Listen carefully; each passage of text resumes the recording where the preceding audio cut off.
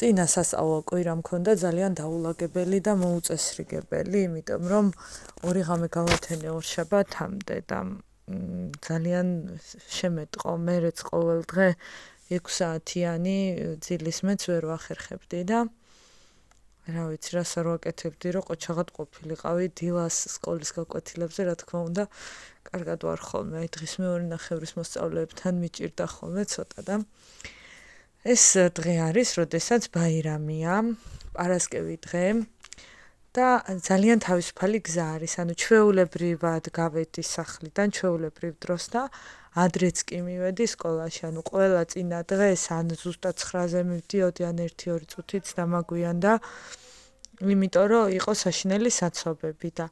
აი ამ პარასკევ დღეს ხედავთ, როგორი თავისუფალი გზა არის. ეს ვიდეო არის თითქმის ბუნებრივ ტემპში, აი ეხლა რაღაცა ნაწილია, რომ ოდნავ ავაჩქარე, თორემ მანამდე რასაც ხედავდით, ზუსტად ისე იყო და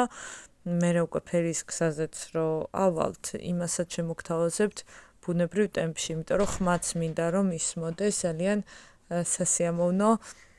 საუბარი გქონდა გზაში. ანუ ბავშვიც გამოუძინებელი იყო ხოლმე იმ კვირაში, მაგრამ პარასკევ დღეს ისიც უკვე შედარებით გამოძინებული იყო და გზაში კითხულობდა მაღაზიებზე წარწერებს და ერთ-ერთი ძალიან სასიამოვნო მომენტი რაც იყო, უკვე ფერის გზაზე ძმები აწერია, შპს ძმები და ეს წარწერა რომ დაინახა, გაახსენდა ერთ-ერთი ანდაზა და აი ახლა ბუნებრივ ხმას შემოგთავაზებთ.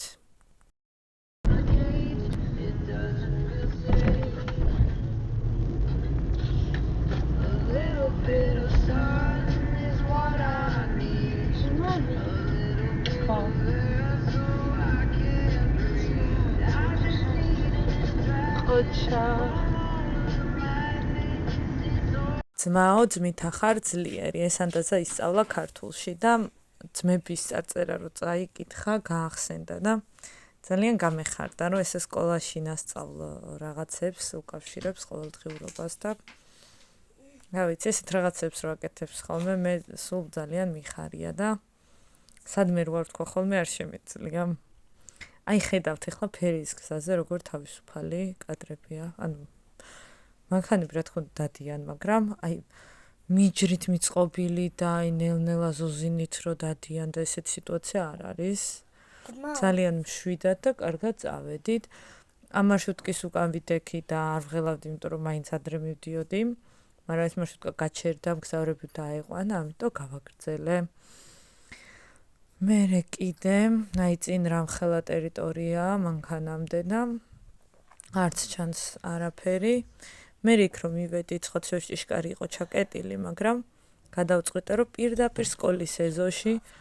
თითქმის საკლასო ოთახამდე მივედით მანქანით, იმიტომ რომ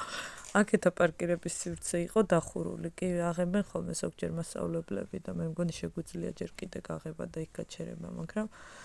აი ნახეთ, აი ასე პირდაპირ კიბესთან მივედით.